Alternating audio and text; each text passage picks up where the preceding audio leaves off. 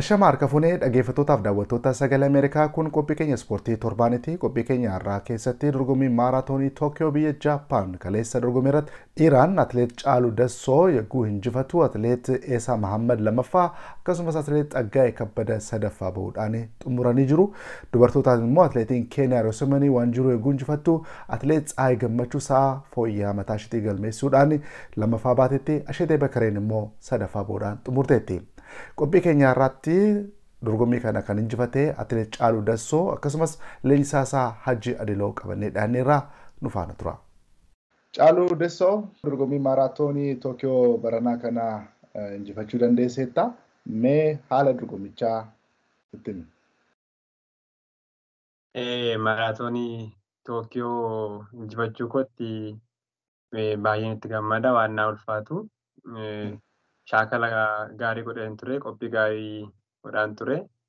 Dandeettii hin qabdaati injifachuu hin dandeessa jedhaniitu kan isaan mooraalii natti kennanii. Ani gaa bakka shaakala hojjedhee sanaa fi wanta salphaanyiin koo naan jedha sirriitti dhaga'ee baay'een itti gammada. Mee haalli morkii keessanii akkam ture? Keessumaa sa'aatii ittiin galtan atileetonni tokkoffaa hanga 8ffaa ba'anis 2 fi daqiiqaa 5 keessadha. Akkuma ilaalaa turtan morkii baay'ee cimaa ture. Atileetonni Keeniyoonillee baay'eedha kan isaan jiranii. Ani baay'ee isaanii atileetota Keeniyootadha kan ani takkaa ture. Bubbee hin qaba, nifaasii qaba. Marraata yoo baatallee xiqqoo bubbee isaas si danqa ture. Yaa'oo ijoolleen Itoophiyaas immoo hundi isaaniiyyuu dhangaarraadha. Ijoolleen Keeniyaallee humnaa walitti taanaan malee kan isaanii hafanii. Egaa akkuma ati kaastee Tsaggaayee fi akkasumas immoo Eesaa Mahammad lammaffaa fi sadaffaa atileetota warra bahanidha. Isaan immoo fiigicha tiraakii irraa waan dhufaniif keessumaa fiigicha ariifachiisaa yookaan immoo fiigicha ariitii qabu fiiguu irratti finishingii irratti muuxannoo qabuuti. Akkamitti damdamatte kanatti? Anillee shaakala gaariidha kanan godhaa ture. Haa ta'u malee bakka ijoolleen kun baay'ee finishingii cimaadha kan isaan qabanii. Egaanis baay'ee qophii gaarii waan godhaa tureef bakka achi gahee harka laadhu jedhetanii baay'ee cakkane.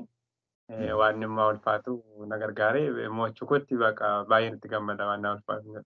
Mee karoorri kee maalidha gara fuulduraatti? Biyya koo waamsisuuf yookaan alam shaampiyoonaallee olompikillee irratti na gargaare fiiguuf shaakala gaarii godhetanii qophaa'a jedhee yaada. Akkuma kan darbe kana alam shaampiyoonaallee eeggataa kanan ture olompikirra akkasuma. Amma immoo na gargaare gara fuulduraatti qabxii gaarii nan galmeessa nan yaada gargaarsa waaqayyoo ta'e. Caaluu Dassoo turmaata sagalee Ameerikaa wajjin taasisteef baay'ee si galateeffadha.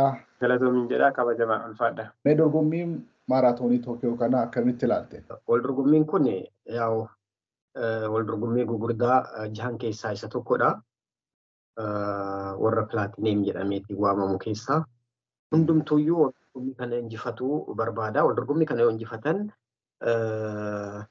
faayidaan argatanillee maqaan argatanillee wal dorgommii illee bu'aa guddaa kan qabu waan ta'eef hundumtuu ka biyya keenyaallee ka biyya biraatillee dhufu sirriitti qophaa'ee waan dhufuuf kanaaf hundi isaaniitu injifannee waan dhufuuf kanaaf haga xumuraatti hundi isaanii haala arginisanitti hojii dhufuu danda'anii amma ilaalte jette tokko haga 8 sa'aatii 2 daqiiqaa 5 keessa xumuranii kana jechuun haala maaraatooniitti baay'ee tokko akkam atileetonni cimoon wal dorgommii kanarratti akka hirmaatan argisiisa.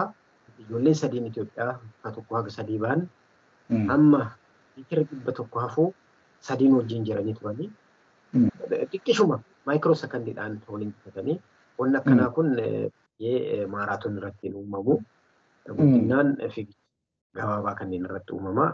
Fiigicha gabaabaa fiigicha iddu galeessaati irratti malee maaraatoon irratti kiiloomeetira 42 muluu fiiganii xumura akkanatti wajjin dhufuun baay'ee nama dinqisiisa.